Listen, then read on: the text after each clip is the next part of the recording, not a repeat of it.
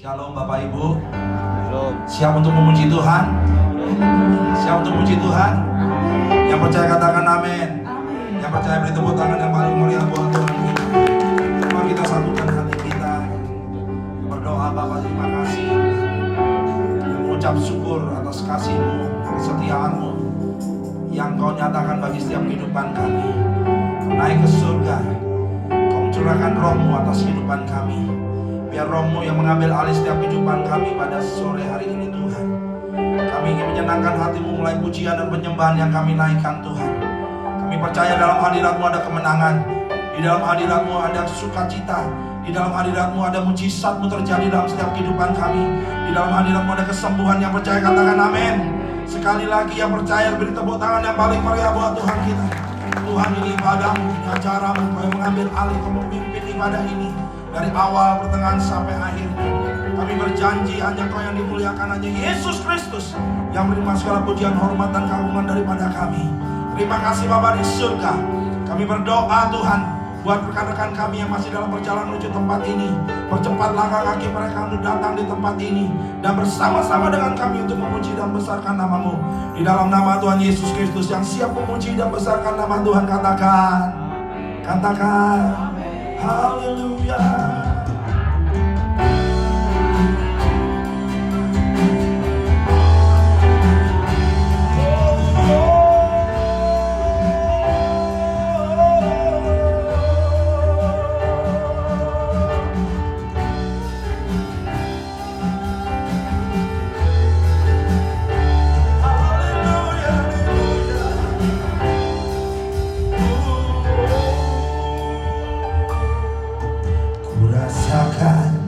Kasih-Mu Tuhan, ku rasakan kuasa-Mu Tuhan,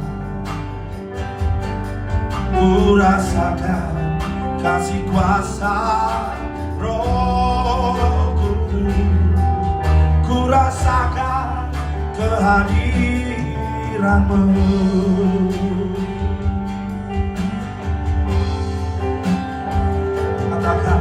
Ku rasakan kasih-Mu Tuhan,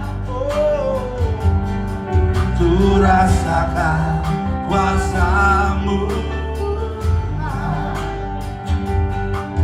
ku rasakan kasih kuasa Roh Kudus, ku rasakan kehadiran-Mu.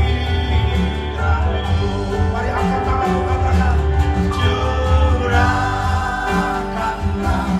kuasa-Mu Tuhan, mujizat terjadi di tempat ini.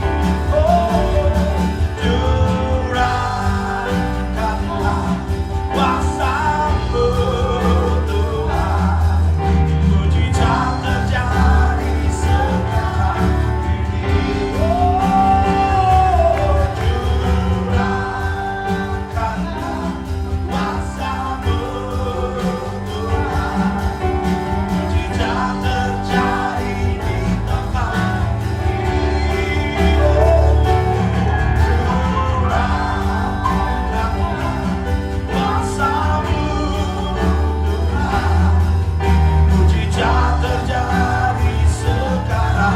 ini.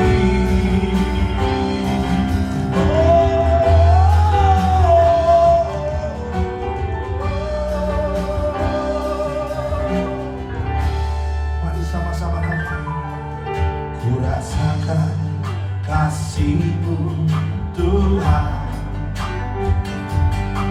ku rasakan kuasa-Mu Tuhan, ku rasakan kasih kuasa Roh Kudus, ku rasakan kehadiran-Mu. Mari angkat tanganmu.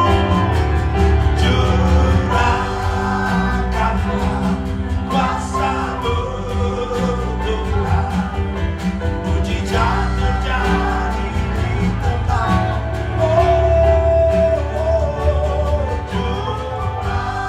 Curahkanlah kuasa-Mu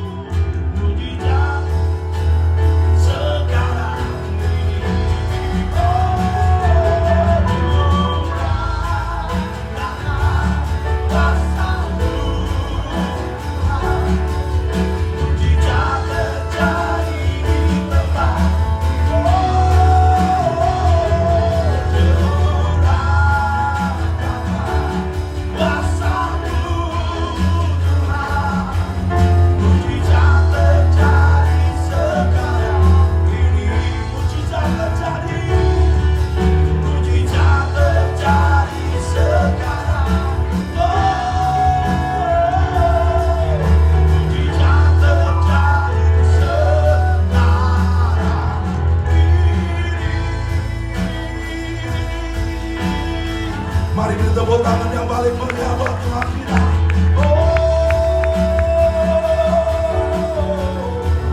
Mari angkat suara sembah. Haleluya.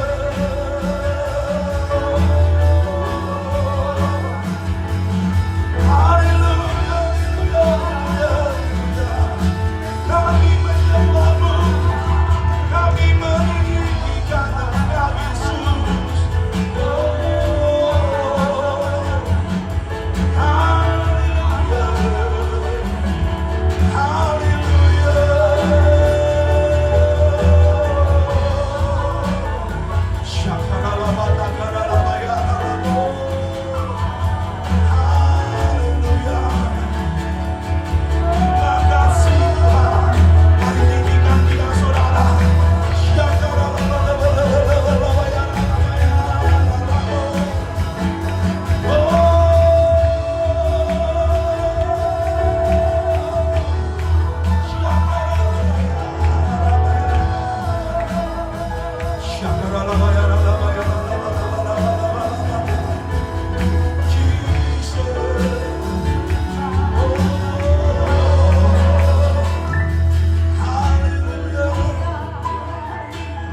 Sembah syakaralamaya,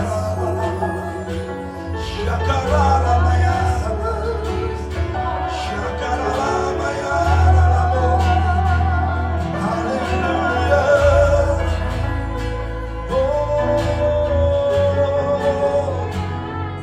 Haleluya.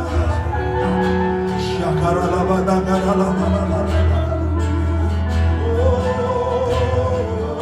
Jamas yang kami Tuhan.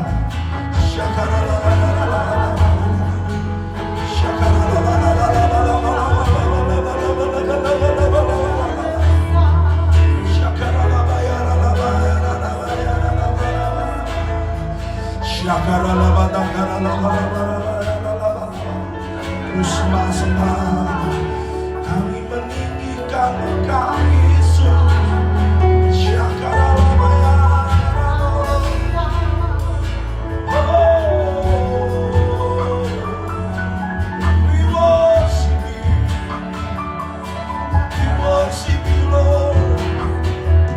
Yesus ada ketenangan Bapak Ibu. Di dalam Yesus ada sukacita. Di dalam Yesus ada pertolongan. Di dalam Yesus ada jalan keluar. Di dalam Yesus ada mujizat Tuhan. Haleluya.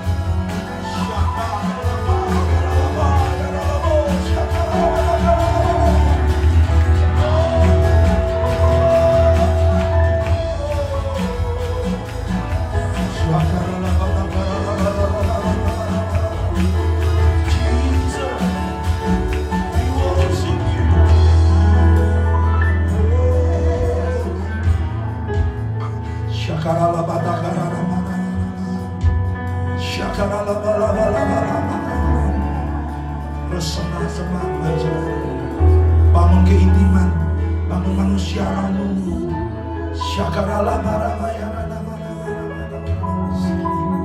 Jesus.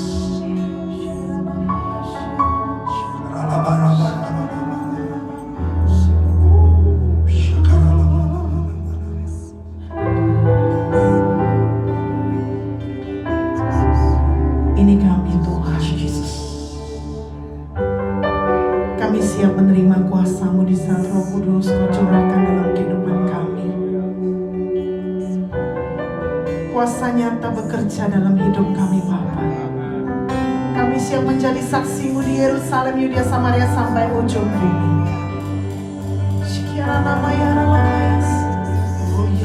Kami mau buka hidup kami Tuhan, kami mau persembahkan yang terbaik untuk kami boleh memuliakan Engkau Tuhan. Allah yang hidup, Engkau Bapa kami, Yesus. Dia yang tak pernah meninggalkan kita. Dia selalu hidup dalam kehidupan kita. Engkau yang naik ke surga, menyediakan tempat bagi setiap kami, dan Roh Kudus Kau berikan bagi setiap kami, menolong kami, menuntun setiap langkah kami. Kami mau lebih lagi bersyukur Tuhan. Kami menyatakan glory bagi Tuhan, glory bagi Allah. Ditinggikan nama-Mu Tuhan.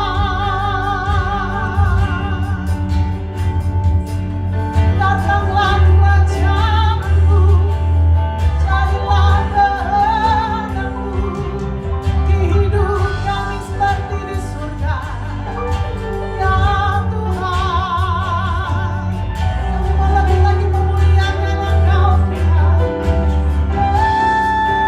Yesus, haleluya. Ini kami anak-anak-Mu, kami mau datang menyembah.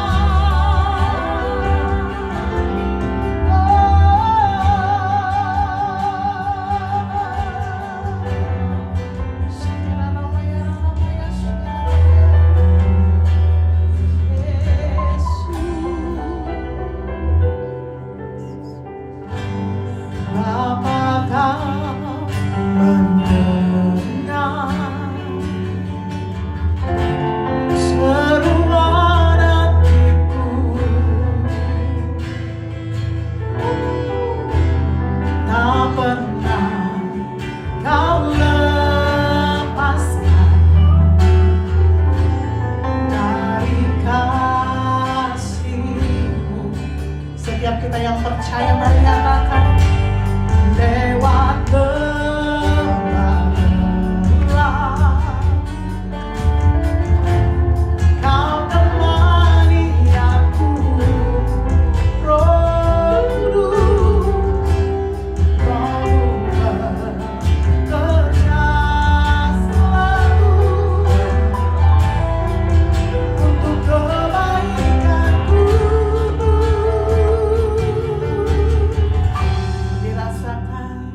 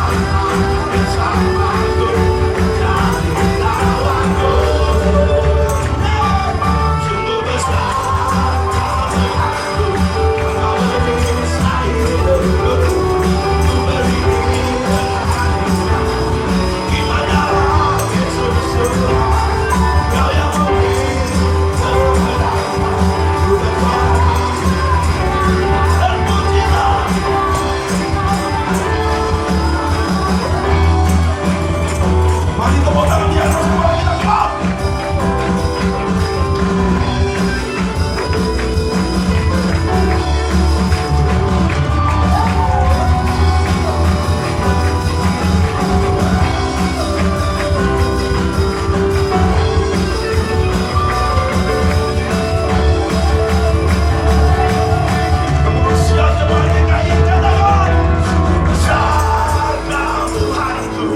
Engkau perisai hidupku.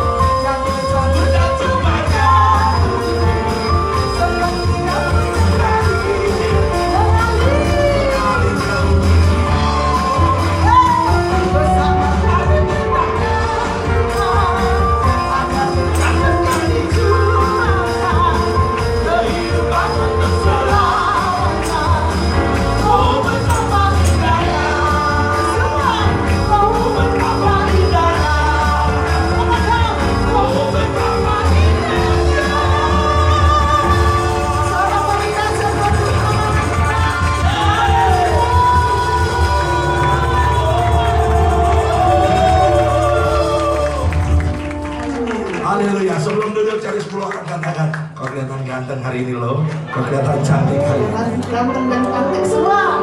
Haleluya. Silakan duduk Bapak Ibu Saudara.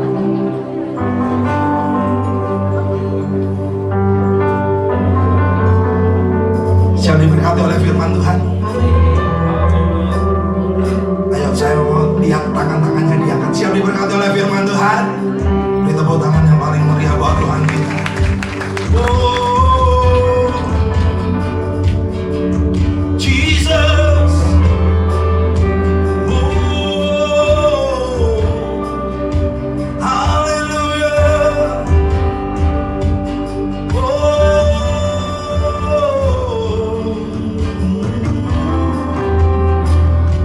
hallelujah. Mari sama-sama katakan.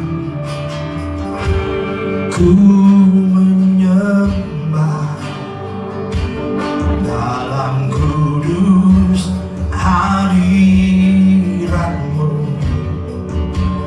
hampiri kata kasih karunia-Mu Bapa. Oh, katakan kekuatanku, kekuatanku ada dalam hadirat-Mu, Yesusku. Hanya Kaulah segalanya. Oh, mari sama-sama katakan, ku yakin Kau hadir di sini, ku rasakan kuasa yang tak terbatas. Ku yakin Kau nyata di sini, kemenangan terjadi di sini. Mari kau yang percaya beri tepuk tangan yang paling meriah buat Tuhan kita.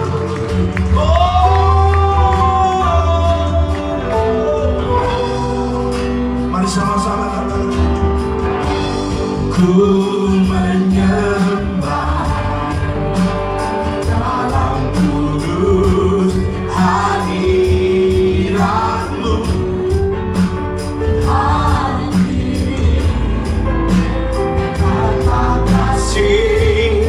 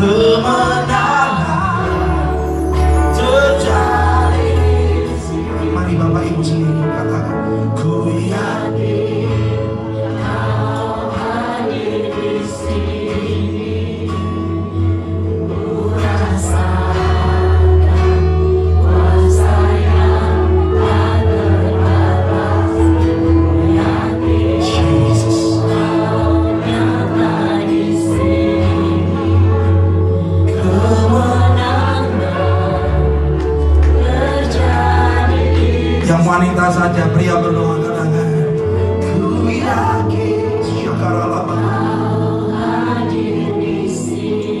syakaralaba, ku rasa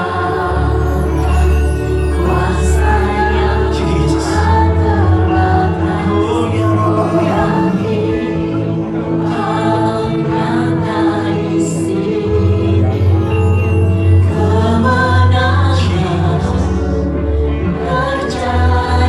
yang pria wanita berdoa katakan dengan imanmu, ku yakin kau hadir di sini, ku rasakan kuasa yang tak terbatas, ku yakin kau nyata di sini, kemenangan terjadi di sini. Ku yakin kau hadir di sini. Ku rasakan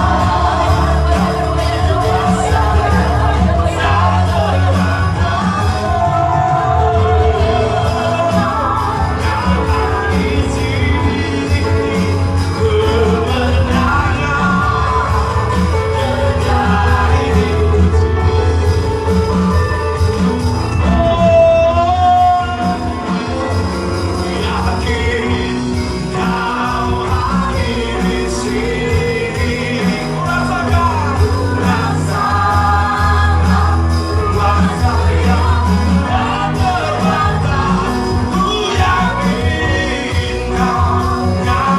di sini,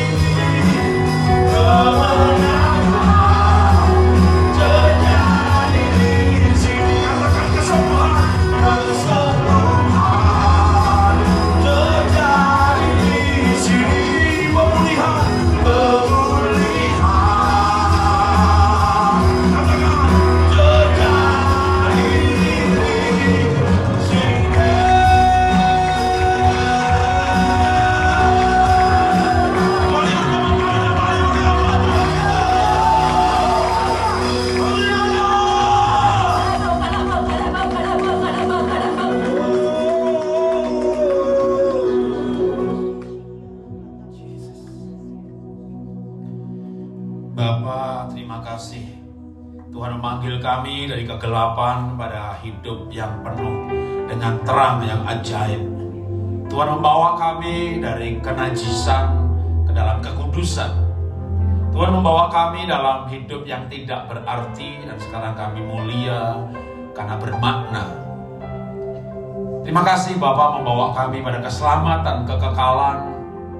Dan selama kami tinggal di dunia, kami bisa memandang dan menjalani dengan cara yang berbeda, sekalipun dalam kondisi yang sama. Itu karena Tuhan memanggil kami, mendidik kami, menggembalakan kami, dan membawa kami pada keserupaan dengan Kristus. Terima kasih Bapa mendengar doa pujian penyembahan kami, memperhatikan ibadah kami. Dan sekarang kami mau dengar firman Tuhan. Supaya kehidupan kami diwarnai oleh nilai-nilai firman-Mu dan menjadi saksi-Mu di dunia ini. Dalam nama Tuhan Yesus kami siap untuk belajar. Amin. Berikan kemuliaan bagi Tuhan. Haleluya. Silakan duduk, Tuhan memberkati. Mau mendampingi saya berdiri juga boleh kalau kuat. Ya. Ini pertama kali saya ada di sini ya. Terima kasih untuk kesempatan melayani. Dan seharusnya saya ada di sini. Jadwalnya saya ada di sini. Pak Jimmy kontak saya, Pak, kapan bisa melayani di teman saya nih ya, di JKI Pruskoneo. Ya Pak, mesti tahun depan dah. ya kapan Bapak ke Surabaya? Ya penuh seharian ya. Akhirnya ya udah Pak, Agustus saya ke sini ke Surabaya lagi. Kalau enggak saya, ya istri saya dululah. Istri saya juga anak pendeta, juga doktor teologi ya. Saya belum bertobat, dia sudah lulus sekolah minggu gitu. Jadi saya sodorkan istri saya ya. Terus udah akhirnya setuju Agustus istri saya kesini gitu ya. Saya kesininya ya nanti tahun depan. Tiba-tiba ya, waktu di saya masih ingat di jalan tol itu, waktu ngomongin soal akhir jadwal itu, Pak Jimmy bilang begini, Pak, nanti kalau ada yang batal-batal hubungin saya ya, gitu. Ya jarang banget Pak orang batalin pengundangannya setahun di muka gitu ya. Lah kok Raja bilang gitu ya, 3 minggu lalu tuh harusnya saya ke Surabaya di gereja lain, dibatalin dulu ya. Dibatalinnya belum lama, bahkan 4 minggu sebelumnya itu, Pak reconfirm ya tahun ini 3 kali, oh ya gitu. Lah kok seminggu kemudian dibatalin? Ya udah, saya ingat Pak Jimmy, ya Pak ada yang batal nih. Ya langsung mungkin dihubungin ibu ya. Akhirnya saya ada di sini. Saya nggak tahu nih, gara-gara saya berdiri di sini, ibu batalin siapa nih? Saya berharap tidak membatalkan ya, tapi mungkin menggeser, mengatur ulang gitu ya. Kalau saya ini betul-betul dibatali, Pak tahun ini nggak jadi semuanya gitu. Ya, aduh, kalau mengatur ulang itu kadang-kadang juga saya itu kalau nggak terpaksa itu ya, misalnya nih acara penting ya, acara penting itu apa sih? Misalnya anak saya wisuda, kan seumur hidup sekali.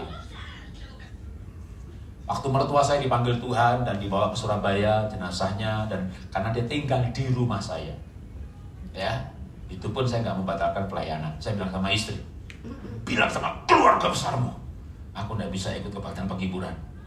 Kamu tahu, bukan kamu yang minta papa ke Jakarta, saya yang minta papa ke Jakarta, dan saya rawat, saya didik, saya temani makan 5 tahun terakhir. Bahkan di ICU, di rumah sakit saya yang jagain. Tapi saya ada pelayanan, saya nggak bisa ikut kebaktian penghiburan. Saya telepon lagi istri saya pas dia di Surabaya, kasih tahu keluarga besarmu ya, aku nggak bisa ikut penutupan peti. Saya ada pelayanan. Akhirnya istri bilang, besok pelepasan jenazah ke kuburan, keluarga besar minta kamu yang bawa firman. Oke, ya. Cara agenda saya waktu itu masih rame-ramenya Delta, ya PCR ya, harus PCR. Karena antrian PCR itu panjang banget. Kalau ngambil flight ini nggak nyanda. Ya udah, saya udah janji ke Surabaya. Jadi jam 5 sore saya berangkat dari Jakarta, naik mobil ke Surabaya. Untuk besok jam 8 kebaktian penghiburan. Lalu mobil itu saya bilang begini, maaf ya, malam ini, sore ini sampai malam ini saya ngajar sekolah Alkitab, saya off kamera. Kalau saya buka kamera kalian pusing semuanya gitu. Loh, emang kenapa Pak? Saya di jalan menuju Surabaya. Jadi 4 sesi, jam 5 sore sampai jam 11 malam, saya di mobil ngajar sekolah Alkitab. Loh kenapa Pak harus ke Surabaya? Mertua saya dipanggil Tuhan. Kapan Pak? 2 hari yang lalu. Itu tinggal serumah sama Pak? Iya Pak, ya serumah dengan saya. Aduh Pak Jarod, kalau itu mertua tinggal serumah dipanggil Tuhan, kabari kita Pak, di jadwal ulang. Saya bilang sama mahasiswa sekolah kita, supaya kalian tahu, nggak ada tunda-tunda pelayanan, nggak ada geser-geser pelayanan kalau nggak yang penting. Supaya kalian tahu nih, melayani kayak begini. Begitu saya ngajar terus sekolah Alkitab sepanjang malam, sepanjang jalan ke Surabaya. Saya kalau komitmen, saya komitmen. Itu termasuk tema hari ini, bukan apa? Attitude. Kita harus komitmen, gitu ya. Oke, sekarang kita file ditayangkan sebagai perkenalan, ya. Hari ini kita belajar mengenai attitude, ya. Apa sih itu? Saya coba ketik di Google, banyak banget loh tulisan attitude is everything, begitu, banyak banget tuh. Ya, boleh file sebelumnya, ya masih pendahuluannya, yang di lebih awal. Itu yang di atas itu attitude is everything itu banyak banget. Attitude is ticket to sukses juga banyak banget, ya. Lalu ada berbagai prosesnya, nanti saya jelaskan. Nah, next berikutnya lagi. Atau paling tidak, misalnya dibandingkan dengan positive thinking, optimis, lalu logika, sukses, kesehatan, optimisme, maka attitude tetap yang ditonjolkan, gitu ya. Apa itu? Apa sih attitude itu? Saya mulai dengan pengertian. Nah, berikutnya. Pengertian secara sekuler Kamus Besar Indonesia. Pengertian pertama, apa sih attitude itu? Jika berdasarkan kamus, maka kalau behavior diterjemahkan perilaku, sedangkan attitude itu diterjemahkan sikap. Jadi apa bedanya sikap sama perilaku? Yaitu attitude sama behavior. Oke, pengertian kalau gitu apa dong attitude itu? Merupakan suatu sikap terhadap objek tertentu dan seringkali disertai tindakan. Artinya, attitude dalam bahasa Indonesia sering diartikan sebagai sikap. Sehingga sudah sewajarnya setiap orang memiliki sikap dalam kehidupannya, dan sikap dalam tindakan yang sehari-hari itu, perilaku itu, itulah behavior. Jadi sikap ini seperti fondasinya perilaku. Ya, itu kalau pengertian. Oke, berikutnya lagi. Kalau pengertian saya cepat aja, nanti mulai aplikasi pelan-pelan ya. Pengertian yang ketiga, dan saya mulai hubungkan dengan ayat. Attitude bukan merupakan sikap yang dibawa sejak dilahirkan. Ya, bukan DNA, bukan temperamen dasar.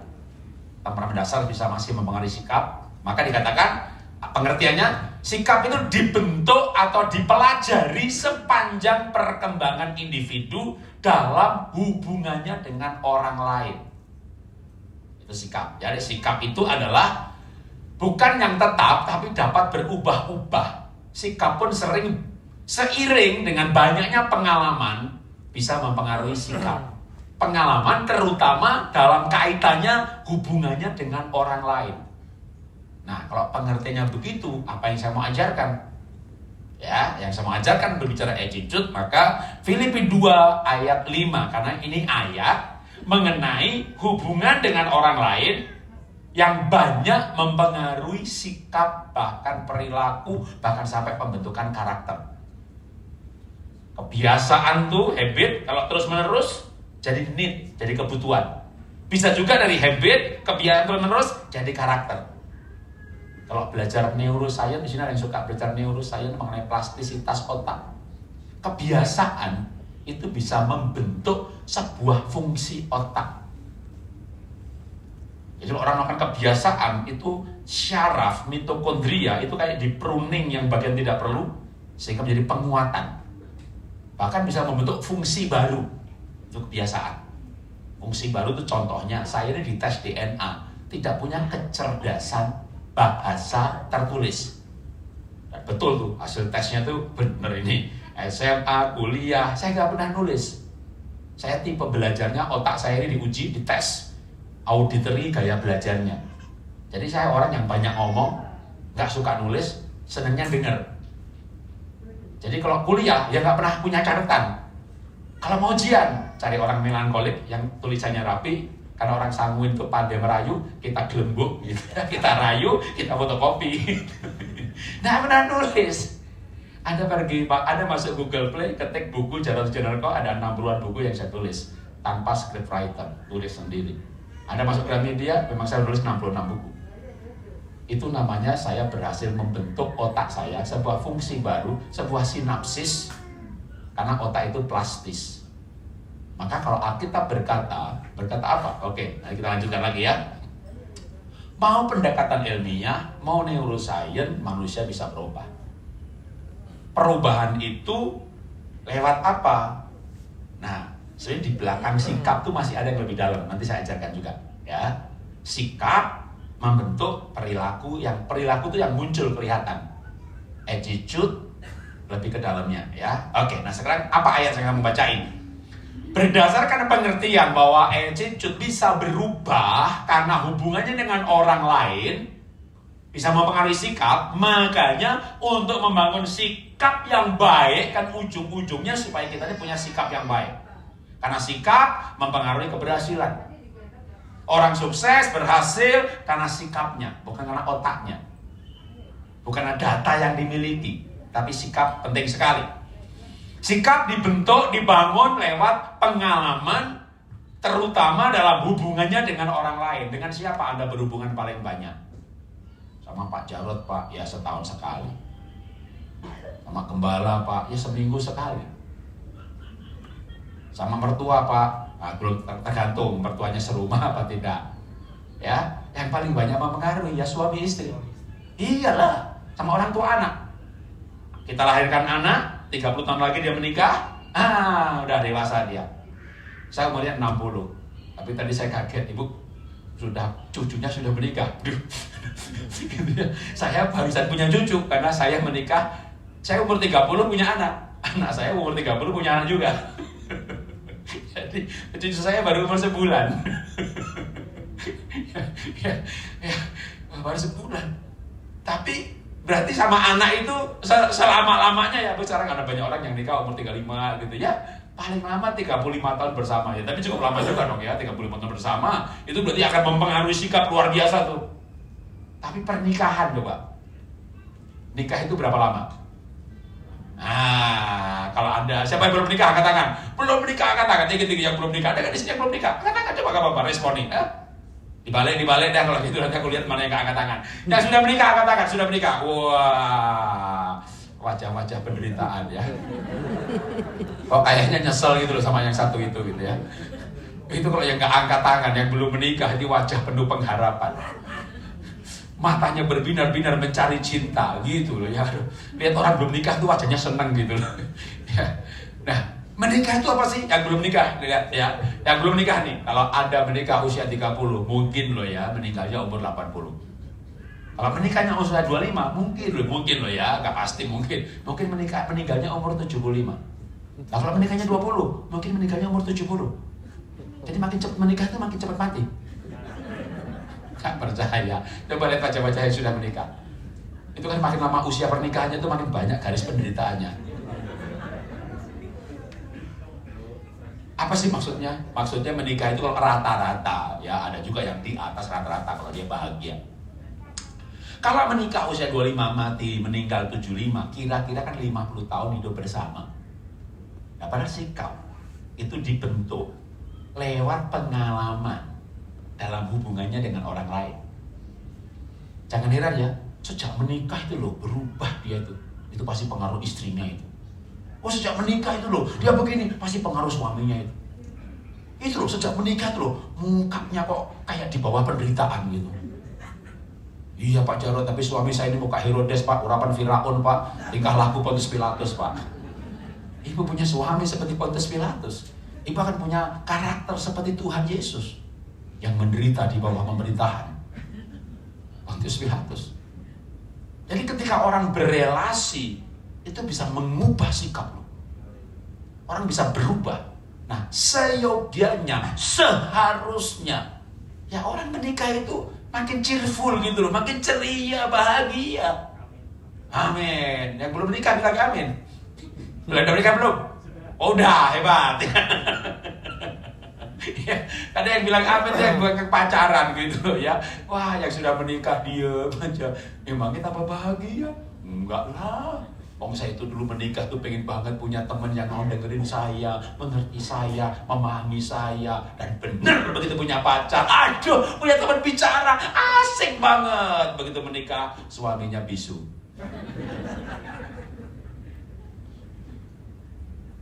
Lalu sikapnya berubah. Nah mestinya, seharusnya kita hidup itu makin baik, makin serupa Kristus. Sikap kita makin baik, tapi sikap dipengaruhi oleh hubungan yang sering, namanya sistemik.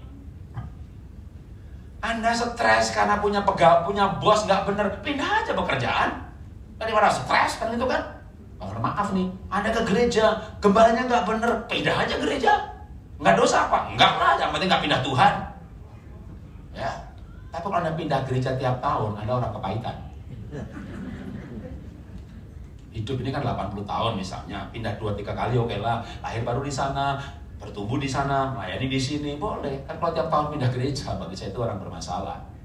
Ya, jadi pindah gereja pun masih bisa. Nah, orang kan nggak bisa pindah keluarga ya. Jadi saya mau bawa Anda memang jadi orang yang banyak bicara keluarga. Ketika bicara attitude, bicara sikapnya harusnya dibentuk di keluarga. Atau bagaimana keluarga ini menjadi tempat pembentukan sikap yang baik. Karena jangan keluarga jadi tempat yang menghancurkan. Karena keluarga itu seumur hidup. Kita bisa pindah pekerjaan, kita bisa pindah pelayanan, tapi kita nggak bisa pindah keluarga. Saya nggak mau punya bapak kayak begini, aku ganti-ganti bapak yang lain lah gitu ya. Pak Jarod, saya mau jadi anak bapak aja. Ya nggak bisa tuh, nggak bisa. Nggak ada tempat misalnya toko melayani tukar tambah suami, nggak ada saudara. Kalau ada rame loh kayaknya. Mau buka jasa itu saudara ya. Ya paling Anda dihukum Tuhan kan salah, itu nggak boleh. Lalu gimana Dalam hidup bersama ini kita bisa menghasilkan sikap-sikap yang baik. Firman Tuhan berkata Filipi 2 ayat 5, hendaklah dalam hidupmu bersama menaruh pikiran dan perasaan Kristus. Kalau dalam hidup bersama kita menaruh pikiran dan perasaan Kristus. Apa tuh pikiran Kristus? Ya Alkitab lah. Alkitab itu pikiran Tuhan. Pada mulanya firman bersama dengan Allah. Dan firman itu adalah Allah. Firman itu menjadi manusia. Kita kenal dalam nama Tuhan Yesus. Tapi tidak selamanya dia jadi manusia. Dia balik lagi. Tapi firman itu juga ditulis. Maka mengisi pikiran, ya pikiran Kristus, yaitu firman Tuhan. Perasaan, ya kasih Tuhan. Kalau kita punya perasaan kasih Tuhan, lalu menikah dengan kasih, mendidik anak dengan kasih, apa yang terjadi? Ini hukum sikap. Hidup bersama keluarga suami istri, ya ini bukan hukum, hukumnya itu di bawahnya. Perlakuan dan respon tentang sikap. Apa sih hukumnya? Perilaku itu respon dari perlakuan. Sikap muncul karena perilaku yang berulang-ulang. Atau boleh dikatakan juga, sikap adalah sebuah respon atas perlakuan. Kalau dipersingkat, tapi panjangnya adalah perilaku, yang behavior sebenarnya, itu sebagai respon atas perlakuan. Perilaku terus-menerus membentuk sikap. Oke, boleh file berikutnya sekarang, saya perinci. Perilaku adalah respon atas perlakuan. Perilaku yang terbiasa menjadi sikap. Pertama, istri itu cerminnya suami. Suami itu loh, istri saya itu Pak ngeyel pol Pak. Itu respon. Lah kenapa ada jadi ngeyel? Dulu nggak ngeyel, berarti berubah sikap. Wah, anak saya dulu Pak, berontak melawan terus Pak. Itu cermin orang tua. Istri cerminnya suami. Ya anak memberontak, lah nggak pernah dianggap dewasa, nggak pernah diberi kepercayaan mengambil keputusan, dibodoh-bodohi terus. Orang dibodoh-bodohi terus ya kan nggak mau merasa bodoh. Ya dilawan, dibantah. Coba bapak sekali-sekali mah, kalau menurut kamu gimana ya kok saya itu bimbang. Suami nggak akan kehilangan wibawa kalau merasa bimbang. Dan istri merasa dihargai karena dimintai pendapatnya. Dan istri senang banget kalau juga diakui dirinya sebagai pihak yang dimintai pendapatnya. Apalagi de facto saat ini loh. Wanita kan S1, S2, S3, kerja nyambi, income-nya lebih banyak, sama-sama kerja, karir lebih bagus. Loh, banyak wanita itu pintar-pintar loh. Dan banyak laki-laki bodoh-bodoh loh. Tapi namanya laki-laki itu kepala. Laki-laki paling tidak bahagia kalau dia merasa bodoh. Makanya ibu-ibu harus jadi penasihat, penolong yang bijaksana. Yang kalau nasihat si suami itu, ibu jangan merasa pinter. Karena laki-laki nggak suka istrinya merasa pinter. Karena kalau istrinya pinter, dia jadi bodoh. Jadi gimana menasihati suami ibu-ibu? Nasihatilah dengan gaya yang tidak yakin. Kalau menurut saya loh Pak, kok kayaknya begini ya. Tapi Bapak gimana? Itu boleh tuh. Nah malah seneng tuh. Laki-laki kalau dinasihati dengan yang tidak yakin. Ibu nasihati dengan yakin. Pak, kamu tuh salah. Percaya deh. Kamu itu enggak. Gimana sih kamu tuh? Ya. Maka gimana kalau masing-masing ngotot? Iyalah, masing-masing pintar. Dulu ya sebelum era Kartini, suami sekolah kan wanita pada nggak sekolah. Sudah nggak sekolah, pasti lebih bodoh. Suaminya lebih pintar. Kadang nggak sekolah, income-nya sedikit. Atau malah dikasih suaminya. Suami itu hebat banget pada zaman sebelum Kartini. Ya dihormati, tunduk, perceraian rendah sekali. Sekarang ini perceraian 70% penggugat itu wanita loh. 70% penggugat cerai itu sekarang itu wanita. Siapa wanita yang menggugat suaminya, menceraikan suaminya? 95%-nya yang punya pekerjaan. 5% tidak punya pekerjaan, tapi daripada dianiaya Herodes tiap hari. Mendingan pulang kampung aja, makan sama orang tua nggak malu lah, daripada aku gila nanti, gitu kan. Tapi 95%-nya, 70% perceraian yang menggugat wanita. Siapa wanita yang menceraikan suaminya? Yang punya penghasilan. Siapa ibu di sini punya penghasilan? Angkat tangan. Coba boleh nggak angkat tangan? Ibu lihat kalau sebanyak angkat tangan, itu wanita berbahaya. Terus gimana dong supaya agak berbahaya? Ya ayo kita bersikap, kan gitu kan? Kita punya sikap yang baik. Saya bukan pendeta, walaupun banyak dipanggil pendeta, saya pengusaha. Sebelum bangkrut, banyak orang tahu tuh MLM, Viva Dasyat, stokis kami di 200 kabupaten, member kami 500.000, ya 80% wanita. Dan banyak mereka yang punya income lebih dari suaminya. Pergi ke tempat pertemuan tahunan, asuransi dan penganugerahan kepada sales terbaik. Mau asuransi, mau MLM, mau networking. Kita bisa melihat yang hadir mayoritas wanita. Zaman sekarang di mana banyak wanita itu sukses. Dan ketika saya bergaul dengan para wanita sukses, ada yang cerai, ada yang tidak. Tertarik pada yang tidak, ya kan? Dan suaminya income-nya lebih rendah. Ibu, nggak masalah suami lebih rendah? Apa-apa, Pak. Dia suami yang baik, dia ayah yang baik, dia family man. Apa tuh family man? Apa itu yang baik? Itulah attitude, itulah sikap. Ketika laki-laki sikapnya baik, duitnya nggak banyak, nggak apa-apa. Jangan sudah kere orang duit, sikapnya kayak Herodes. Ya udahlah. Sekarang banyak wanita menceraikan suaminya. Mau dibalik juga bisa. Ibu juga nggak usah pinter, nggak masalah. Anak nggak butuh ibu yang pinter kok. Dulu kita tuh bangga dengan orang tua kita. Saya bicara orang tua anak ya, bicara orang tua anak. Saya dulu punya mainan ya, zaman saya dulu kan mainan itu ya mobil-mobilan pakai kulit jeruk gitu ya, kayu, wengklek segala macam. Mainannya rusak, Pak dolananku rusak loh Pak, piye wis gorene tak dandani kan gitu kan. Jadi saya punya pengalaman, bapakku tuh pinter loh. Oh, dolananku rusak dibetulin bapakku. Aku kagum sama bapakku. Wah, sekarang ini ibu-ibu punya smartphone, namanya smart. Itu bisa untuk beli saham, bisa untuk bayar ini. Kalau pergi ke Singapura, di-connect ke transportasi negara itu. Sehingga mah jangan naik taksi mahal, naik bus aja gitu ya. Wah, bus mana kamu tahu? Tahu sebentar mah, nomor 30 gitu. Lama nak, udah 2 menit lagi. Kok tahu nak? Lu namanya smartphone, ya smart lah. Ibu-ibu juga punya smartphone, tapi buat foto-foto gitu ya kan. Ya kadang-kadang nge-zoom juga, kadang-kadang punya Instagram. Tapi ketika ibu-ibu punya smartphone tadi bermasalah, mainannya bermasalah, nggak bisa betulin. Cari anaknya. Nah, tapi mama bermasalah gitu loh. Atau mama bermasalah, anaknya masih kelas 1 SD. Tenang ma, tenang, aku betulin ya. Udik, udah selesai ma, gitu. Gimana nak caranya? Susah jelasinnya. Kalau ada masalah hubungi aku ya. Jadi anak sekarang itu punya pengalaman berbeda. Dulu saya punya pengalaman, bapak saya pinter. Anak sekarang punya pengalaman. 2 makhluk hidup tuh sisa-sisa dinosaurus yang masih tersisa. Yang nggak ngerti apa-apa. Sebentar lagi punah mereka. Merespon nih. Muncul sikap karena pengalaman. Pengalamannya bapak ibunya nggak pinter. Apakah ini masalah? Enggak, ini peluang. Apa bisa diatasi? Pasti bisa diatasi. Sikap atasi dengan sikap. Sikap nggak bisa diatasi dengan ilmu. Ilmu kalah lah kita sama anak-anak kita. Kalah. Mereka jago searching, jago googling. Anak zaman sekarang. Bapak ibu yang punya cucu, cucunya 2, 3, 4 tahun. Atau anak, wih kita ketemu sesama opa oma atau sesama orang tua. Anakku 4 tahun bisa begini. Lah cucuku 3 tahun udah bisa begini. Wah jangan 3 tahun. Wah anak saya itu 2,5 tahun loh bisa begini. Saya sekarang bisa cerita cucu juga loh. Jadi cucuku baru 1 bulan beberapa hari.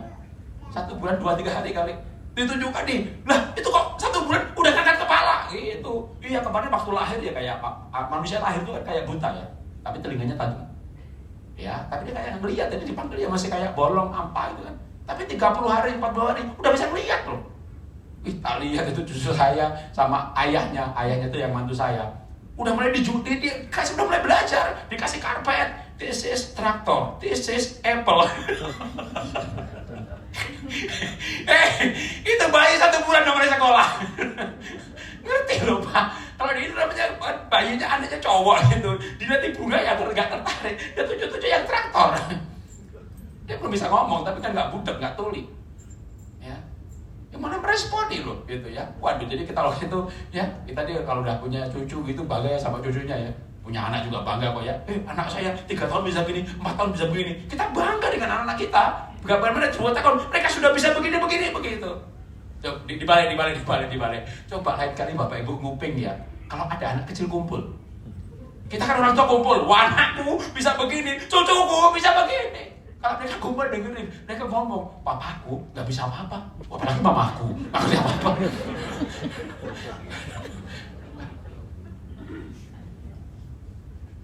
Sikap muncul dari pengalaman. Pengalaman bisa menentukan perilaku. Anda akan bisa paham nanti kenapa anak sekarang nggak hormat orang tua, berontak, nggak mau ngomong sama orang tuanya. Nah gimana mau ngomong? Dia punya pengalaman. Percuma deh ngomong sama makhluk hidup dua itu. Kayaknya nggak ngerti dah yang aku omongin. Terus gimana caranya? Caranya adalah kalau itu sikap, kita lawan dengan sikap. Kita nggak bisa lawan dengan otak. Kita nggak bisa lawan dengan informasi. Kita mau kejar informasi kayak apapun, kita kalah lah. Mereka dengan cepatnya, ngerti segala sesuatu. Maka sikap apa? Anak akan sangat mengerti kalau kita tidak mengerti teknologi atau tidak mengerti informasi. Tapi anak tidak akan mengerti. Saya ulangi ya, anak akan mengerti kalau kita nggak mengerti informasi atau teknologi. Tapi anak tidak akan mengerti kalau kita jahat. Maka kita harus jadi ayah ibu yang baik. Bukan ayah ibu pinter. Pinter, kaya, sukses, nggak semuanya bisa. Tapi baik itu attitude. Kalau kita jadi ayah ibu yang baik, kita akan selalu punya relasi. Dan relasi ini akan membentuk attitude si anak. Karena relasi kita ini adalah sebuah perlakuan yang akan memunculkan perilaku. Ya, oke, berikutnya lagi. Pengertian yang keempat, masih pengertian yang keempat, ya. Pengertian secara sekuler, pengamati secara, ya memang begitulah pengertiannya. Kalau kita mau ambil pengertian apa itu attitude. Faktor yang mempengaruhi adalah pembentukan attitude atau sikap. Satu, pengalaman pribadi. Nggak semuanya saya bahas ya, jadi kuliah.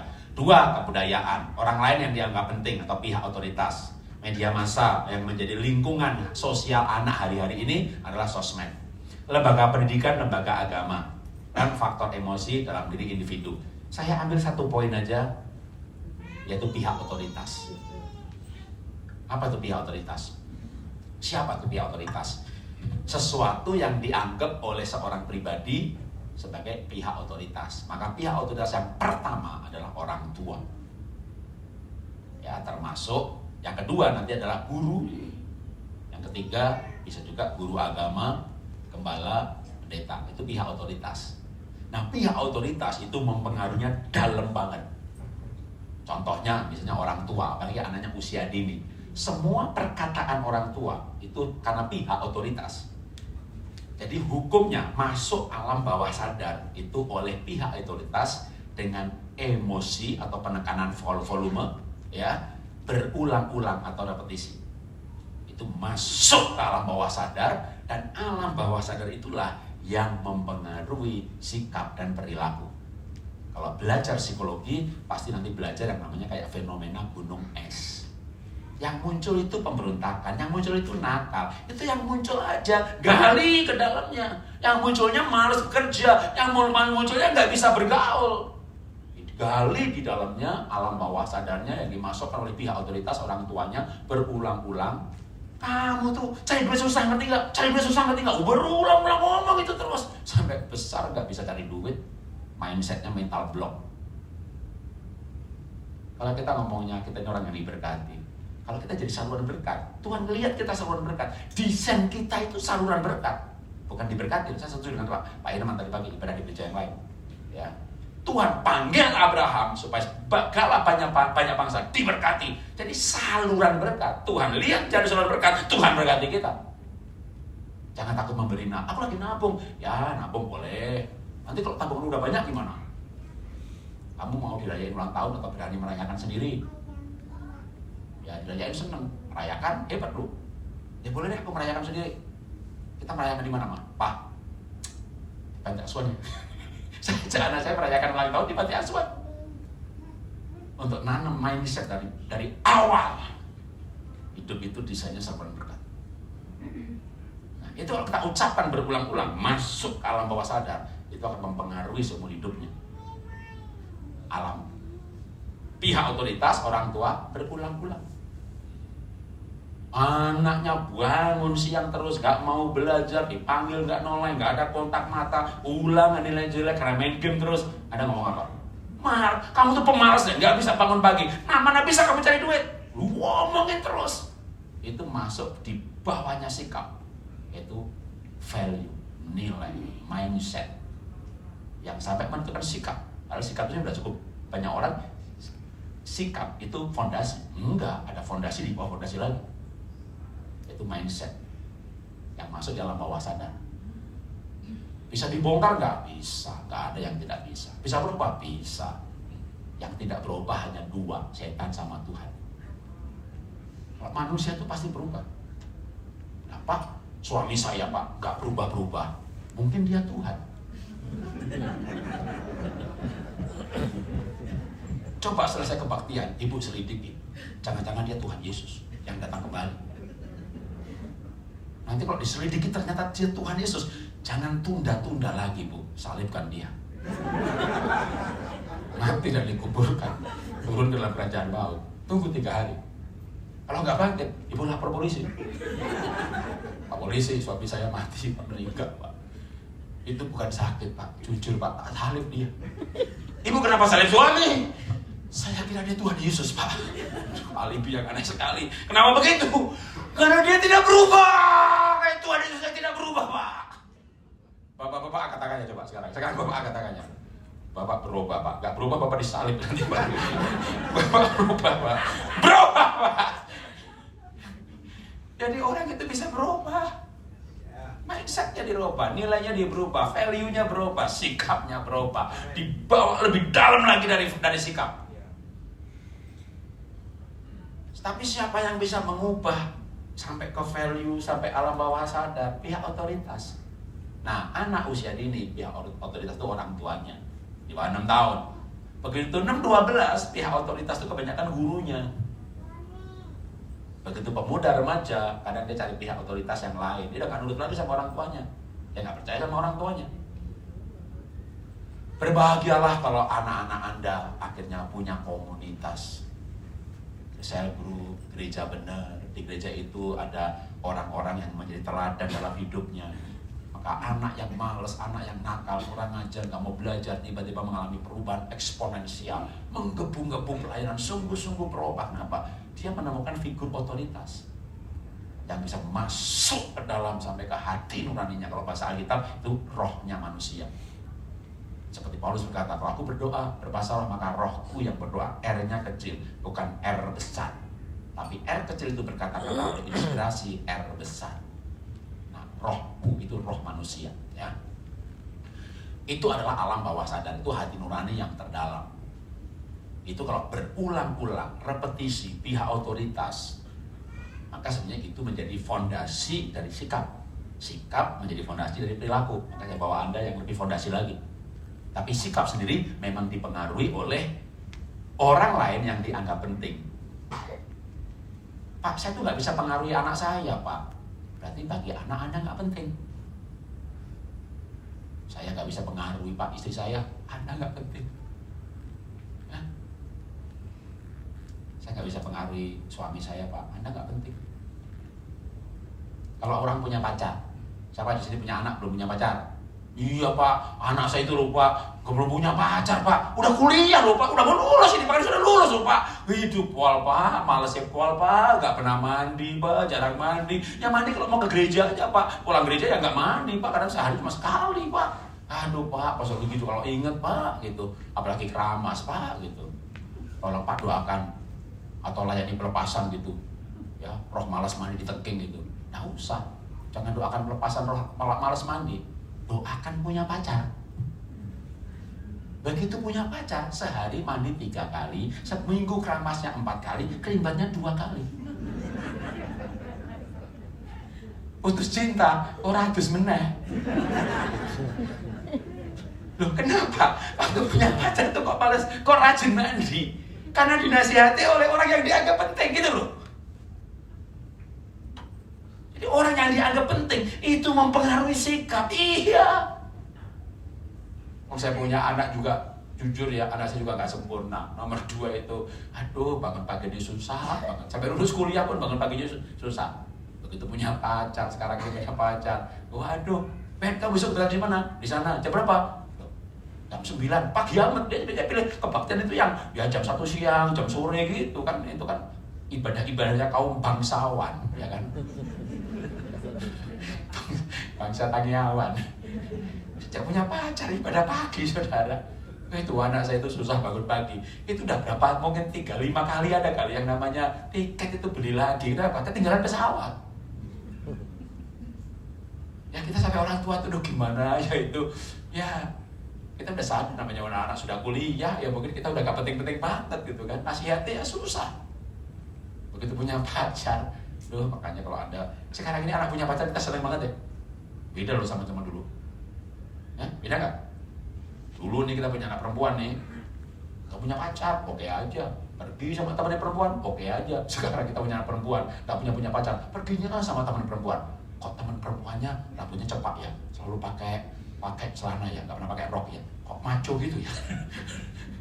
Kita punya anak laki-laki, gak punya pacar. Nih temennya laki-laki juga, kok kemayu begitu ya. Aduh, kita udah khawatir deh. Saya sering ketemu jemaat. Pak Jarod, saya seneng banget Pak Jarod. Anak saya punya pacar, kok seneng? Diam-diam saya khawatir. Jangan-jangan homo.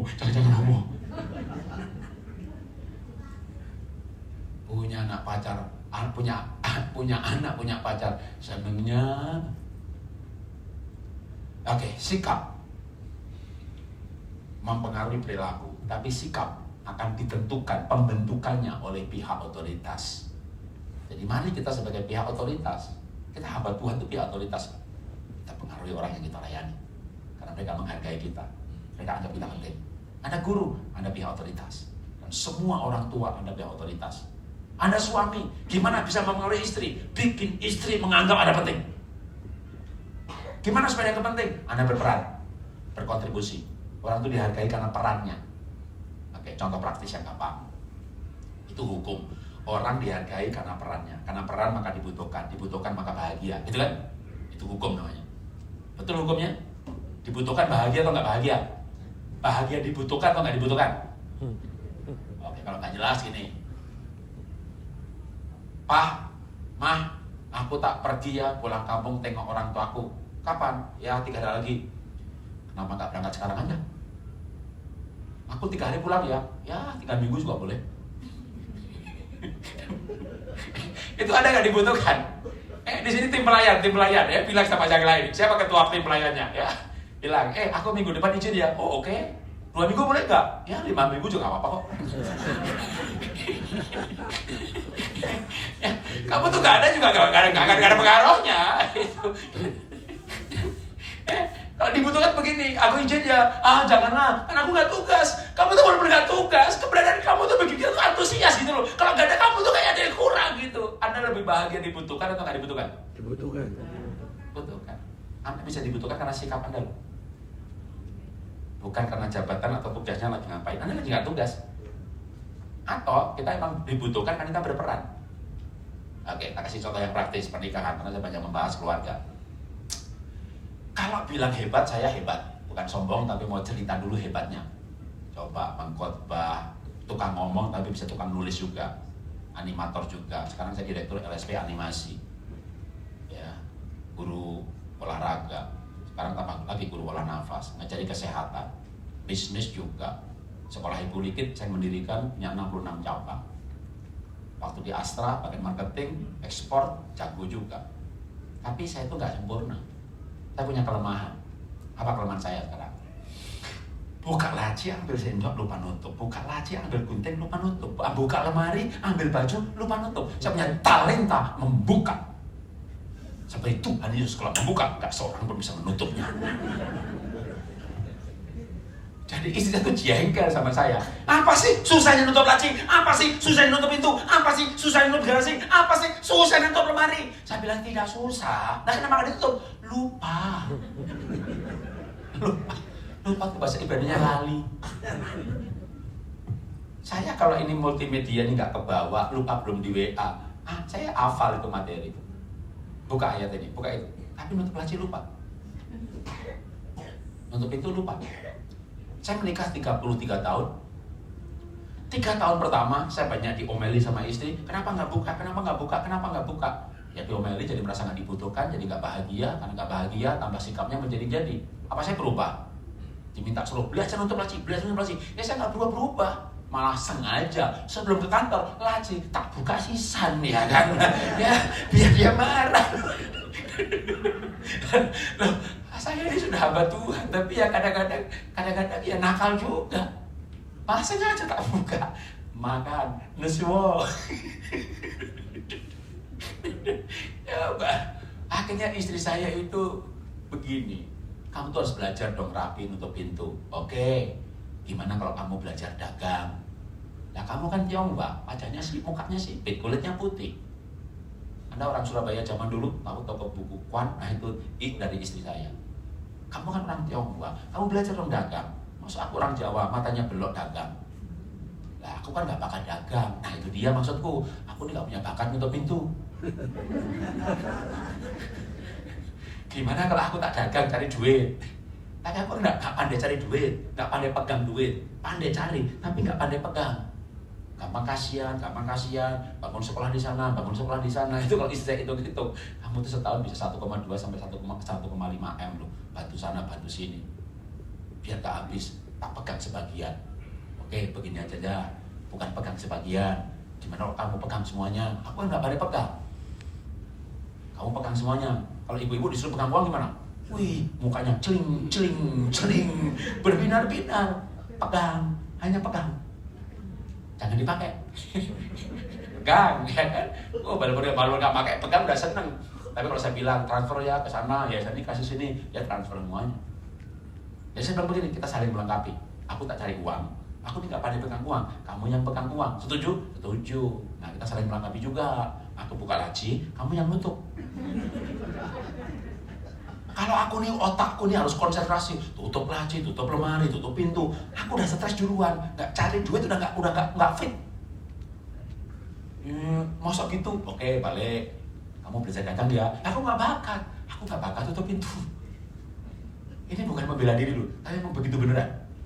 Ibu tuh jangan mikir nutup pintu tuh gampang loh. Bagi laki-laki itu susah. Ibu lesinnya jeblek. Ini kenapa ya? Susah bagi ibu. Laki-laki cepet. Oh begini, sekarang sini cepet. Jadi ada yang gampang bagi laki-laki, ada yang gampang bagi perempuan. Kembali kepada tema, supaya kita dibutuhkan dan bahagia, maka kita bersikap yang baik. Bersikap yang baik itu apa? Kita berkontribusi. Karena kalau kita berkontribusi, kita dibutuhkan. Kita berkontribusi, nggak usah yang susah-susah, yang gampang saja. Kalau kita ini orang yang suka rapi, dan merapikan itu gampang, ya ibu merapikan. Kalau ibu merapikan, ibu dibutuhkan. Karena udah sepakat, dibutuhkan itu bahagia. Akhirnya istri saya paham tuh ini. Akhirnya dia nggak pernah membalik saya kalau buka laci. Dia lihat laci terbuka, dia tutup. Dan dia nutupnya dengan senyum, karena itu panggilannya dia. Saya punya panggilan melayani Tuhan. Dipanggil pelayanan gereja kecil, gereja desa. Ya saya bagi-bagi aja. Gereja besar sekali, gereja kecil sekali. Saya nggak pilih-pilih besar kecil. Ya gede-gede pun ya setahun sekali aja. Kecuali dia 3 kali. Oh, kan dia punya 3 cabang gitu. Itu kalau saya dipanggil pelayanan atau pedalaman, saya ini panggilan saya. Karena saya suka melayani. Nah, kamu kan orangnya rapi. Lihat laci terbuka, panggilan. Ya, ini panggilan. Dan singkat cerita aja, istri saya berperan menutup laci dengan senyum, bahkan dengan bersyukur. Maka istri saya tuh sering bersaksi, ibu-ibu saya tuh bersyukur banget punya suami Pak Jarod, membuat saya penuh ucapan syukur. Kenapa? Karena dia sering lupa nutup laci. Semakin banyak laci terbuka, saya bersyukur karena saya berperan. Itu loh ya. Pak Jarod, suami saya itu lupa. Aduh Pak, gimana sih Pak Jarod? Taruh ando itu di kursi, taruh ando itu di tempat tidur, taruh ando itu apa sih susahnya taruh ando di jemuran? Tunggu. Taruh ando di jemuran itu gampang apa susah? Ya gampang Pak Jarod. Oh kalau gitu solusinya juga gampang banget. Apa Pak Jarod? Ibu aja yang taruh. Amin bapak-bapak. Amin. Semangat kali kau. Kalau bagi ibu gampang, ibu aja yang taruh. Yang penting dia belajar dong. Mau belajar dagang? Kalau kita punya attitude baik, kita mau baik sama pasangan, kita lengkapi kekurangannya. Itu namanya attitude. Attitude kita itu mau melengkapi pasangan. Dia punya kekurangan, dia punya kelebihan. Lebihnya dia, ya kita nggak bisa. Kalau kita punya attitude yang baik, kebaikan, kita mau loh melengkapi kekurangan pasangan. Masalahnya kan kita punya attitude udah rusak. Sehingga kecenderungan perilaku kita, itulah sikap. Kecenderungan untuk berperilaku, itu sikap. Sikap kita sekarang di mana dulu posisinya? Maka kalau kita punya sikap yang baik, relasi itu mudah. Ya, oke, berikutnya lagi kita lanjutkan dulu. Kita kasih contoh biar gampang ya. Tadi saya comot lagi dari kalimat pengertian tadi, saya bawa lagi ke sini, tapi kita kasih contoh. Attitude bukan merupakan sikap yang tetap, melainkan dapat berubah-ubah. Sikap pun seiring banyaknya pengalaman akan mempengaruhi sikap. Saya punya anak 3, 2 di Singapura. Sebelum saya bangkrut, saya punya usaha namanya IFA. IFA itu Indonesian Footwear Agency. Tahun 92 saya dirikan, ekspor sepatu. Maka namanya Indonesian Footwear Agency, IFA. Tahun 98, kerusuhan di Indonesia, ekspor bangkrut, buka toko, singkat cerita 2-3 tahun tutup, buka pabrik di Mojokerto, sampai pabrik sepatu juga. Nggak bangkrut, tapi saya jual sahamnya, untungnya nggak terlalu worthy atau berharga untuk dijalankan. Singkat cerita aja kita menjadi MLM. Setelah itu bertambah produk, bukannya sepatu, baju, segala macam. Puncak kejayaan kami 2016-2017, stokis 200 kabupaten, pegawai di kantor 300 orang. Untuk trading itu operasionalnya kayak punya pabrik, pegawai 1000. Operasional perusahaan saya tahun itu kira-kira 3,5 miliar per bulan. Kantor kami di BSD 2 hektar halamannya. 1 meter itu kira-kira 12 juta. Anda bisa hitung gedenya perusahaan kami. Saya udah bermimpi untuk go public. Singkat cerita 2019 saya bangkrut, 240 miliar habis dan saya utang 17 miliar. Saya orang yang dari bawah, miskin, saya bangkrut, saya yakin banget pasti bisa makan. Saya orang yang multi talent, multitasking. Pas saya bangkrut pun anak-anak semuanya udah lulus kuliah, bahkan semuanya sudah bekerja. Saya kayak sedih-sedih banget dengan kebangkrutan karena saya bukan orang yang hidup hedon. Ketika diberkati luar biasa pun ya celana saya cuma warna hitam, saya nggak punya panah-panah yang lain. Panah hitam 5 biji, 1 dipakai, 1 di tas, 1 di lemari, 1 dijemur, 1 dicuci. Udah gitu 5 biji itu muter aja. Nanti belar semuanya dibuang, beli 5 lagi ya hitam lagi. Jenisnya sama seperti gini, yang tidak disetrika, saya nggak praktis, nggak usah setrika. Kenapa cuma hitam? Saya nggak mau mikir atasnya apa, bawahnya apa gitu. Ya, atasnya coklat, bawahnya coklat tua, atasnya coklat, bawahnya krem. Kelamaan, lebih baik pikir cari duit di mana gitu ya. Kalau bawahnya hitam, apa aja atasnya masuk terus gitu kan? Nggak perlu di-matchingin. Saya orangnya sesimpel itu dalam hal hidup. Nah, tapi yang saya sedihkan waktu saya bangkrut, gimana ya sekolah di pedalaman? Saya udah bangun 32-an sekolah, tepatnya ya 32 ya. Tiap tahun bangun 1 atau 2 atau 3 dari tahun 98, konsisten. Bangun terus.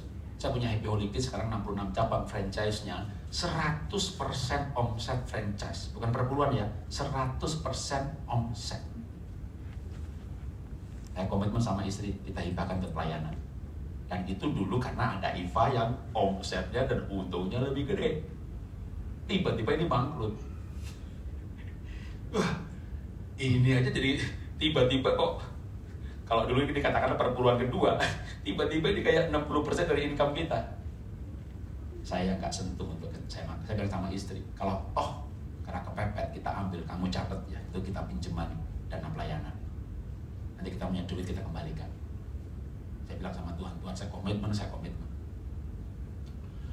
Lalu pandemi masuk, COVID masuk, cabang-cabang franchise pun nggak bisa bayar franchise fee.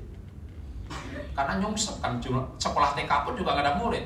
TKB lulus, TK aja TKB, playgroup baru, nggak ada murid baru. Namanya COVID, sekolah di rumah, SMP tetap sekolah, kuliah tetap kuliah. Nggak ada tuh orang yang anaknya usia 3-4 tahun. Pak Jarod ini kan sekarang ini zaman COVID, zaman sekolah di rumah. Tapi saya mau daftarin anak saya playgroup ya Pak ya, biar anak saya bermain di rumah, tapi saya bayar tetap sekolah Bapak. Itu nggak ada orang tua begitu.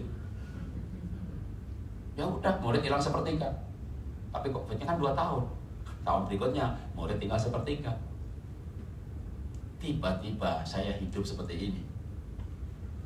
Sekolah yang saya bangun 32 itu, tiap bulan tuh saya subsidi biaya operasionalnya. Itu menjadi berat banget bagi saya. Nah, anak-anak, "Pak, gimana papa mama?"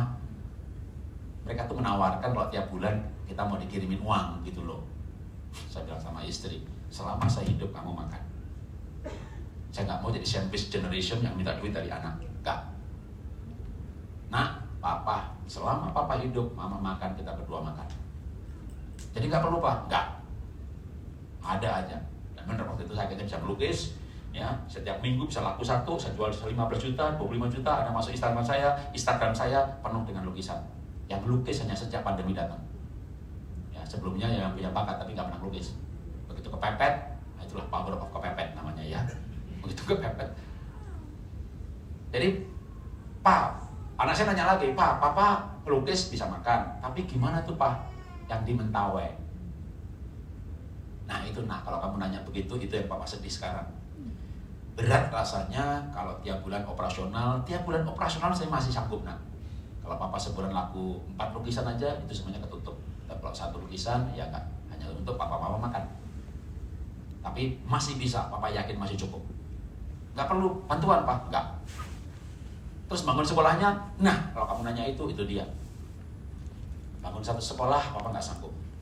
Ya udah Pak, papa udah didik kita, berkati kita, sekarang kita berkati pelayanan papa. Kita bertiga, kita iuran, kita tabur untuk pelayanan di pedalaman. Waktu anak saya tidak minta, saya tidak ngomong ke mereka untuk mereka memberkati pelayanan. Mereka menawarkan. Itu saya bilang sama istri begini, saya bangkrut dan saya gagal mewariskan saham kepada anak. Saya gagal mewariskan perusahaan kepada anak. Tapi saya tidak gagal mewariskan nilai attitude kepada anak. Mereka cinta Tuhan dan bukan hanya melayani, mereka keluarkan uangnya untuk pelayanan. Maka sejak saya bangkrut, dulu sebelum bangkrut, setahun 2 sekolah, setelah bangkrut, setahun 3 sekolah kita bangun. Kenapa anak-anak saya punya kemurahan hati, punya attitude, punya kebaikan? Kita kasih fotonya, ya. Karena anak-anak saya sekolah 2 di Singapura, 1 di Australia, begitu mereka libur, kami ya kadang-kadang ke Swiss, kadang-kadang ke Turki, tapi pasti setahun sekali saya bawa ke pedalaman. Yang kalau kebaktian, itu kita nyebrang sungai dulu. Ya. Nah, hari ini kebaktian, kali ini boleh nggak usah mandi. Jangan begitulah Pak. Walaupun kita di desa ya, kita tetap mandi, pakai baju terbaik. Kali ini nggak usah. Kenapa Pak? Kali ini juga Papa nggak perlu menjelaskan. Nanti akan jelas sendiri. Jadi bajunya dibawa aja, masukin plastik. Kenapa Pak? Kali ini Papa nggak mau jelasin. Belajar taat. Ya oke lah, gitu ya. Sampai akhirnya nyebrang sungai. Itu kalau berpalangkah lagi mereka seleher. Ya pakai itu enggak, itu mundur ke belakang mereka seleher. Jadi saya ngambil foto. Jadi ada yang mereka pada seleher gitu. Begitu sampai di seberang sungai, masih butuh dijelaskan. Sampai di gereja kita mandi, ganti baju kebaktian. Saya bawa anak-anak saya pelayanan. Di mana mereka melayani itu di gereja begini, gelar tikar, kita tidur. Saya nih agak enak, kalau istri saya tuh agak susah aja pedalaman. Ya kan Tionghoa, muka kulit putih. Nyamuk itu suka sama orang kulit putih deh. Jadi dia kemana-mana bawa autan gitu. Saya bilang, saya nih gak pernah digigit nyamuk. Bukan gak digigit, kamu yang gak kerasa, dablek. Digigit gak kerasa. Jadi kita melayani, tinggal hidup biasa. Saya gak pernah pilih-pilih hotel bintang berapapun. Kalau kita di pedalaman udah sering. Tapi karena anak itu sering diajak.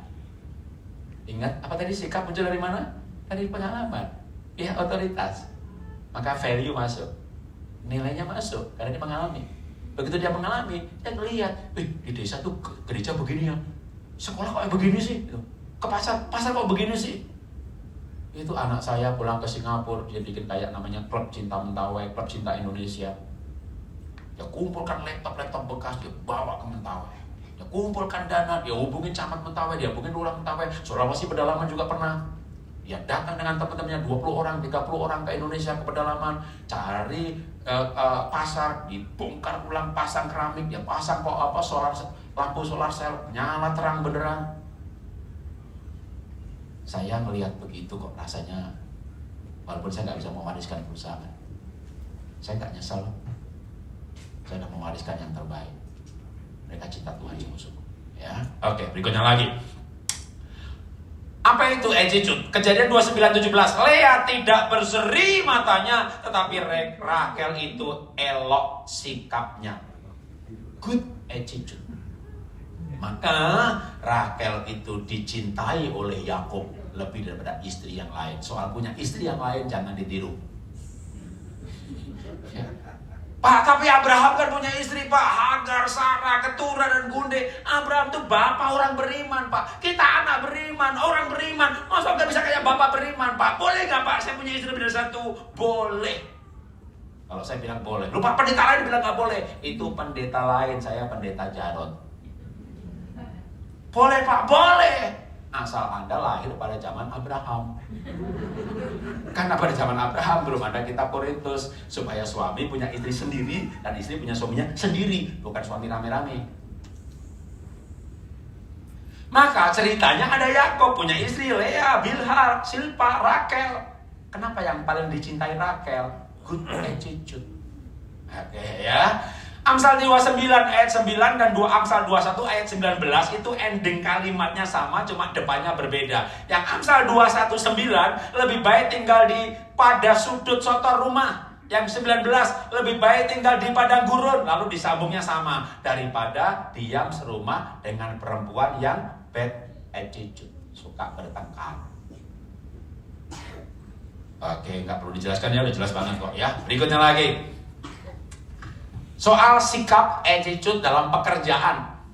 Segala miliknya, ini berarti Potifar, diserahkannya kepada kekuasaan Yusuf, dan dengan bantuan Yusuf dia tidak usah lagi mengatur apa-apapun selain dari makannya sendiri. Kenapa? Adapun Yusuf itu manis sikapnya dan seterusnya. Good attitude. Anda punya sikap yang baik, Anda disayang bos. Anda punya sikap yang baik, disayang pasangan. Dalam hal ini Rachel disayang Yakub. Sikap luar biasa ya, maka ada sampai orang dunia atau poster-poster dunia mengatakan attitude is everything. Walaupun sebenarnya enggak sih, ya, karena di bawah attitude ada value. Dan value itu nilai-nilai kerajaan surga. Ya, berikutnya lagi. Titus 3 ayat 2, janganlah mereka memfitnah, jangan mereka bertengkar, hendaklah mereka selalu ramah dan bersikap lemah lembut. Masih ada attitude yang namanya lemah lembut. Banyak banget kalau Alkitab ini penuh dengan pelajaran attitude. Misalnya yang bisa dimasukkan juga dalam attitude berikutnya lagi, yaitu yang kita sebut dengan buah roh. Tapi itu daftar attitude, daftar sikap. Sikap apa? Sikap penuh belas kasihan, sukacita, damai sejahtera, sikap sabar, itu sikap juga. Tapi sikap ini ada fondasinya karena kita penuh Roh Kudus. Makanya sikap itu kalau di dunia psikologi is everything. Tapi kalau kita di dunia orang Kristen itu adalah masih muncul dari yang fondasinya lagi, yaitu value, nilai, keyakinan, belief system. Dimana kita punya kepercayaan mengenai roh. Oke, berikutnya lagi saya berikan penjelasan yang bersegi praktis. Bahkan sebenarnya di dunia psikologi pun attitude bukan is everything. Kalau masuknya ke sekolah, saya lagi bikin sekolah namanya sekolah parenting, happy parenting, ya. Tapi sekarang udah berjalan. Nanti bulan Juni, Juli baru selesai, berarti Agustus buka kelas baru. Tapi nanti tanggal 20 Juni saya buka kelas, mulai kelas baru namanya happy marriage. Ada mau ikut boleh. Cari aja WA saya ke Pak Jimmy, boleh diberikan ya. Saya punya WA tidak rahasia. Dan nanti siapapun mau, gereja boleh membagikan ya. Sekolah happy marriage. Dan saya tidak ngajar sendirian, dengan Dr. Herianti Satyadi MSI. Itu dosen psikologi. Dia kalau ngajar itu konsep. Ya, kayak hukum-hukumnya gitu. Saya senang banget ya. Sama dengan ikut ngajar bersama saya adalah Ibu Krisna Dewi Maharti. Itu dia lama di fokus pada keluarga, lama juga di First Family, dan seterusnya. Pengalaman konselornya jam terbangnya tinggi. Maka ada yang namanya mindset yang menjadi fondasi terhadap attitude, sikap menghasilkan behavior atau perilaku, Karena perilaku sebuah tindakan, maka juga akan menghasilkan mempengaruhi hasil atau performa. Hasil itu sukses apa tidak, gitu. Mempengaruhi apa enggak, mempengaruhi orang lain ya. Nah sekarang ini bagaimana diaplikasikan kebiasaan ini dalam keluarga. Saya mengulangin lagi beberapa hal tadi. Oke, boleh file berikutnya. Kerinduan saya atau yang saya mau ajarkan adalah pelajaran soal attitude dan nilai ini kembali lagi dibawa pada komunitas yang kecil yang namanya keluarga. Nah, saya lebih banyak akan bercerita atau bersaksi lagi, ya sebagai cerita kesaksian. Kalau saya liburan bersama keluarga, saya biasanya janji sama anak atau sama keluarga, kita breakfast jam berapa?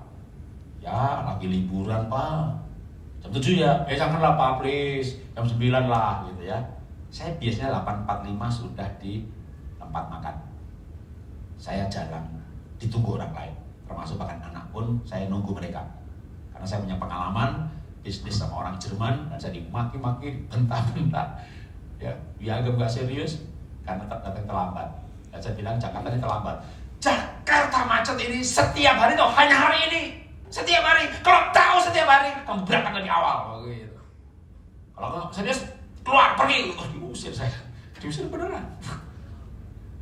Dari situ saya belajar attitude mengenai disiplin. Nah, saya janji jam 9 makan pagi, saya bangun jam 5. Karena saya bukan bangsawan, saya bangsa kuli. Jam 5 bangun, bawa kamera, kalau dulu masih diberkati, bawa kru, walaupun ke Mesir, ke Jordania, bawa kru juga, kembali bawa kru setelah usaha mulai nyungsep. Dan saya udah mulai belajar kameramen juga, belajar video, belajar audio, belajar lighting, udah. Saya itu syuting itu sendirian. Pakai 2 tripod, 2 kamera, di set semuanya, pasang baik di sini, atur fokusnya, balik lagi, udah pokoknya begitu. Banyak yang syuting sendirian. Kenapa? Masukkan kan di live channel Inspirasi 5 menit. Kan tiap hari tayang. Sekarang tayangnya di Makna channel. TV digitalnya Metro TV. Gak ada ayatnya, nilai-nilai, value, nilai-nilai. Kan nilai akan mengaruhi sikap. Anak saya tanya begini, Pak, apa itu kita janji makan jam 9, jam 5 sudah bangun, bawa kamera, syuting. Itu Papa sama TV itu dibayar berapa? Nah, Papa dibayar RP 00. Loh, jadi Papa gak dibayar? Selama ini gak dibayar? Aku pikir Papa itu dibayar gitu. Kok semangatnya kayak orang dibayar ya? Tahun 2009 sampai hari ini bikin program gak dibayar itu. Loh, gratis aja semangatnya kayak begitu, apalagi dibayar. Loh, kenapa Pak? Nah, kalau anak tertarik itu paling bagus ngajarin nilai, karena hidup ini gak selalu uang. Nah, mempengaruhi orang lain itu cari harta di sorga, digaji orang itu harta di bumi. Nanti Tuhan bilang, sesungguhnya kamu sudah dapat upahnya. Mana Tuhan? Amplop yang kamu terima itu. Nah gitu ya Pak, ngomong nilai. Maka keluarga itu harus jadi tempat penanaman nilai. Lewat apa? Hidup bersama. Dalam hidup bersama itu transfer nilai, itu yang paling penting. Bukan transfer warisan. Oke, berikutnya lagi, kita kasih cerita lalu kita selesai. Ini contohnya, misalnya untuk saya masih simpen fotonya. Kalau anak ulang tahun, diantaranya foto ini, ya kita rayakan di panti asuhan. Supaya apa? Supaya muncul sikap belas kasihan. Sikap itu nggak bisa muncul dari teori. Belas kasihan, bahasa Ibraninya adalah begini, artinya begini, maksudnya begini. Anak kan nangkep. Papa, kalau aku nilainya 100, Papa kasih 100.000. Kalau nilainya 80, Papa kasih 50.000. Kalau nilaiku 6, Papa ambil lagi 100.000. Saya potong. Lalu saya nabung. Udah punya tabungan. Ulang tahun di panti asuhan. Kenapa Papa gak usah kasih aja dan pakai kalau nilai 100 gak usah dikasih duit aja Pak, pokoknya itu ulang tahun ke sana gitu. Ya biar kamu merasa itu kamu yang bikin ulang tahun. Biar kamu merasa kamu yang nyumbang, itu milik kamu. Milik diambil, itu sakit, tapi itulah belajarnya. Jadi ngobrol gitu. Ya Papa ini kirain, ya kamu mau apa enggak? Kalau nggak mau juga nggak apa-apa. Jadi kita nggak paksain juga. Jadi saya tuh, kalau saya nggak pernah, bahkan jurusan aja, anak sekolah di mana, oke, kamu tes, assessment. Papa ini ENFP, Mama ISTJ, kalau pakai MBTI. Foto karakter Papa kuning, mama hijau. Temperamen dasar, papa sambungin mama pragmatik. Kami tahu betul keunikan diri kami, cocoknya jadi apa. Kamu juga harus tahu. Kamu tes dulu, assessment, supaya nanti kamu tahu pekerjaan apa yang paling bikin kamu bahagia. Hidup cuma sekali. Ya tes, assessment, aku ini atau ini. Ya kamu yang pilih. Kalau ini, begini-begini. Kalau ini, saya hanya memberikan alternatif. Karena kita anggap dia dewasa, supaya ngambil keputusan. Kita menghargai dia sebagai pribadi. Berikutnya lagi, ini gambar tambahan aja, jadi saya nggak banyak cerita. Waktu yang tadi nyebrang sungai itu, ini lokasi yang sama di Mentawai, karena ada 30 titik, ya beberapa kabupaten dan kecamatan yang berbeda, nyebar kemana-mana. Ya kami sering banget ke pedalaman. Berikutnya lagi, masih sama juga. Kalau kita ke pedalaman itu nggak kayak di sini di Surabaya. Pak Jimmy jemput di hotel. Pak Jimmy juga hebat. Saya biasanya jarang ditunggu orang, kecuali Pak Jimmy. Kalau saya janji, tapi emang ternyata janji kan nanti cuma jam berapa Pak? Jam 3.30 gitu. Saya ingat saya sampai di lobi saya 3.24 ya malu dari bawah gitu ya, supaya saya nggak ditunggu orang. Gitu. Ternyata Pak Jimmy itu belain lu nggak pulang ke rumah. Dari gereja yang pertama ke sini nunggu gitu ya. Tapi enak kan, dari hotel ke sini naik mobil, keluar dari lobi aja masuk mobil. Kalau kita ke pedalaman, duduk jalan kaki itu sejauh mata memandang loh. Wah, nggak nyampe gereja. Makanya nanti di gereja mandi ulang, ganti mandi lagi atau ganti baju. Kita tanya, Pak masih jauh nggak nih? Dekat Pak. Bener Pak. Itu udah kelihatan Pak. Kelihatan apanya? Itu loh Pak, ada bukit Pak. Itu gerejanya di balik bukit itu. Udah kelihatan Pak. Itu kelihatan tuh. Orang desa tuh kelihatan, berarti dekat saudara. Karena bukan kelihatan gerejanya, kelihatan bukitnya. Kalau kelihatan berarti dekat. Itu ilmu mereka tuh. Tak ambil juga tuh ilmunya. Suatu ketika saya ke Balikpapan sama istri, saya bilang sama istri, kita balik ke hotel jalan kaki ya. Memangnya dekat? Oke, setuju dulu nggak? Kalau dekat, ya kalau dekat ya nggak apa-apa. Oke, Pak Diaken yang nganter makan, kita berpisah di sini aja. Yakin Pak Jarod? Yakin lah, jalan kaki. Yang bener Pak. Lihat orangnya nanya begitu, istri saya jadi ragu-ragu. Bener nih dekat? Dekat. Nih tuh lihat tuh lihat ada lampu, ada gedung warna itu. Nah itulah hotel kita, kelihatan. Kalau kelihatan tuh berarti dekat. Istri saya bilang, tuh bulan juga kelihatan. Sana lu. Oke, boleh berikutnya itu cerita saja bahwa kadang nilai itu bersinggungan, nilai itu berbenturan, tapi lewat kebersamaan nilai itu dibangun. Ya waktu itu akhirnya di Balikpapan kita balik ke hotel jalan kaki. Saya bilang kita hamba Tuhan, kemana pergi diajak makan? Kita bukan nanti mati dilempari batu kayak Stefanus atau di penjara kayak Paulus. Kita mati kebanyakan makan. Dah kita pulang jalan kaki, ya dekat kok, itu dekat, itu benar, itu dekat, itu dekat. Udah kelihatan, bulan kelihatan tapi jauh, itu kelihatan tapi dekat. Ya kita jalan kaki sudah. Nah kalau saya sama istri jalan kaki, maka anak-anak saya sekarang semuanya hobi jalan kaki. Kebiasaan diwariskan, nilai diwariskan, ya. Maka saya tutup dengan hal ini. Oke, sebelumnya itu penutupnya, ya. Saya bacakan sebelumnya. Nah, saya tutup dengan ini. Nilai-nilai kehidupan akan diwariskan dari generasi ke generasi. Ada nilai budaya, etika, moral, namun yang terkuat adalah nilai hidup berdasarkan firman Tuhan. Budaya berubah, dunia berubah, maka butuh fondasi yang tidak berubah. Dan yang tidak berubah itu firman Tuhan. Kalau nilai hidup ini akan mempengaruhi sikap dan nilai ini tidak berubah, maka sikap dari generasi ke generasi juga akan sama, terutama sikap-sikap yang benar. Mari tunduk kepala kita berdoa. Bapa, kami belajar firman-Mu hari ini mengenai sikap atau attitude. Ajari kami Tuhan, supaya kehidupan kami menghasilkan buah-buah sikap yang baik, perilaku-perilaku yang berkenan. Karena kami hidup dari nilai-nilai firman Tuhan. Terima kasih Bapak, kami belajar dalam nama Tuhan Yesus. Amin. Tuhan berkati.